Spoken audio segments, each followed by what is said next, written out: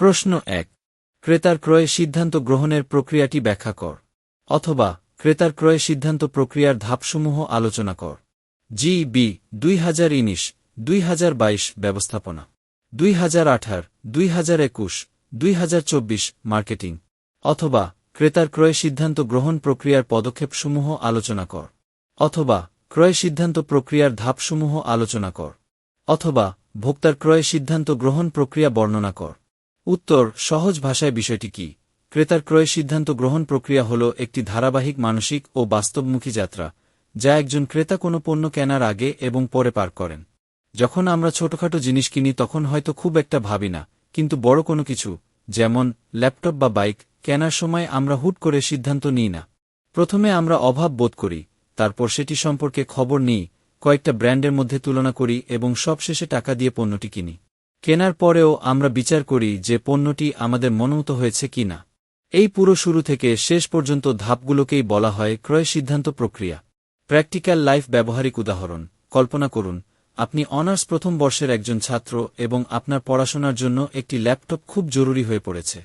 আপনি অনুভব করলেন যে ল্যাপটপ ছাড়া আপনার অ্যাসাইনমেন্ট করা সম্ভব হচ্ছে না।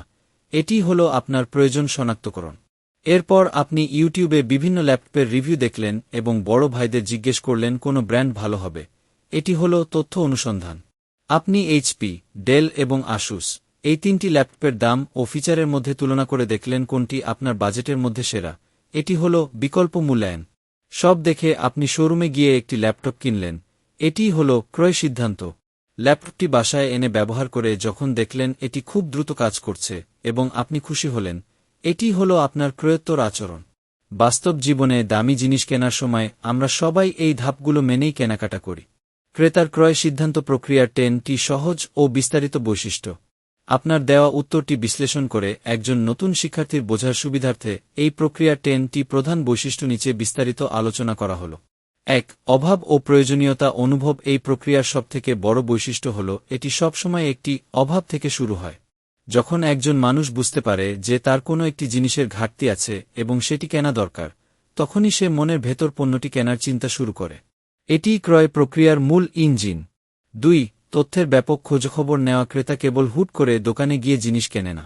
তিনি ইন্টারনেট, বন্ধুবান্ধব বা বিজ্ঞাপনের মাধ্যমে পণ্যটি সম্পর্কে প্রচুর তথ্য জোগাড় করেন। এই বৈশিষ্ট্যটি ক্রেতাকে ঠকে যাওয়ার হাত থেকে বাঁচায় এবং সঠিক পণ্যটি চিনতে সাহায্য করে। ৩. একাধিক বিকল্পের তুলনা ও বিচার। বাজারে একই কাজের জন্য অনেক ধরনের ব্র্যান্ড থাকে। ক্রেতা সব ব্র্যান্ডের গুণাগুণ, দাম এবং সুবিধা নিয়ে মনে মনে একটি যুদ্ধ করেন। তিনি সবথেকে লাভজনক এবং উপযুক্ত অপশনটি খুঁজে বের করার চেষ্টা করেন। এটিই এই প্রক্রিয়ার সবথেকে বুদ্ধিদীপ্ত দিক।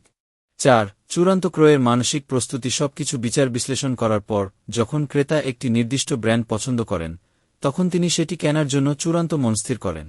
এটিই হল সিদ্ধান্ত গ্রহণের সেই মুহূর্ত যেখানে ক্রেতা তার জমানো টাকা খরচ করার সাহস সঞ্চয় করেন। ৫. ব্যবহারের পর সন্তুষ্টি বা অসন্তুষ্টি। পণ্যটি কিনে ফেলার পরেই কাজ শেষ হয় না। ব্যবহারের পর ক্রেতা দেখেন পণ্যটি আসলে কেমন। যদি ভালো হয় তবে তিনি খুশি হন এবং ভবিষ্যতে আবার সেই ব্র্যান্ডটি কেনেন। এটি কোম্পানির সুনামের জন্য সবথেকে জরুরি একটি বৈশিষ্ট্য। ৬. সচেতন ও ধাপে ধাপে অগ্রগতি। ক্রয় সিদ্ধান্ত কোনো বিচ্ছিন্ন ঘটনা নয়। এটি একটি সুনির্দিষ্ট চেইন বা ধাপের সমষ্টি। একজন সচেতন ক্রেতা হুটহাট সিদ্ধান্ত না নিয়ে একটি ধাপ পার করে সামনের দিকে আগান। এটি ক্রেতাকে একটি সুশৃঙ্খল কেনাকাটার অভিজ্ঞতা দান করে। ৭. পারিপার্শ্বিক ও বাহ্যিক প্রভাব। পরিবারের আয়, বন্ধুদের পরামর্শ বা হঠাৎ বাজারে চলা কোনো ডিসকাউন্ট, এই ধরনের বাইরের বিষয়গুলো ক্রেতার সিদ্ধান্তকে অনেক সময় প্রভাবিত করে। হয়তো ক্রেতা একটি জিনিস কিনতে চেয়েছিলেন, কিন্তু শোরুমে গিয়ে অন্য একটি ভালো অফার দেখে তার সিদ্ধান্ত বদলে গেল। ৮. মূল্যায়নের সময় গুণমানকে প্রাধান্য। বিকল্পগুলো তুলনা করার সময় ক্রেতা সাধারণত পণ্যের কোয়ালিটি, স্থায়িত্ব এবং ব্র্যান্ডের নামের ওপর বেশি জোর দেন। তিনি দেখতে চান কোনো পণ্যটি তাকে সবথেকে বেশি আরাম বা উপযোগিতা দিতে পারবে। এটিই এই প্রক্রিয়ার মানদণ্ড। ৯. ঝুঁকির আশঙ্কা কমানোর প্রচেষ্টা। ক্রেতা কেন এত তথ্য খোঁজেন বা তুলনা করেন? কারণ তিনি চান না তার টাকা নষ্ট হোক। এই পুরো প্রক্রিয়ার একটি বড় বৈশিষ্ট্য হল যেকোনো ধরনের ব্যবসায়িক বা ব্যক্তিগত ঝুঁকি কমিয়ে আনা এবং একটি নিরাপদ কেনাকাটা নিশ্চিত করা। ১০. একটি ধারাবাহিক ও জীবন্ত প্রক্রিয়া। পরিশেষে ক্রয় সিদ্ধান্ত প্রক্রিয়াটি একটি জীবন্ত চক্র। একবার পণ্য কিনে যে অভিজ্ঞতা হয় তা পরবর্তী কেনাকাটার সময় কাজে লাগে। এটি কেবল একটি লেনদেন নয়, বরং এটি ক্রেতার মনের একটি গভীর মনস্তাত্ত্বিক অবস্থা যা তাকে একজন দক্ষ ভোক্তা হিসেবে গড়ে তোলে।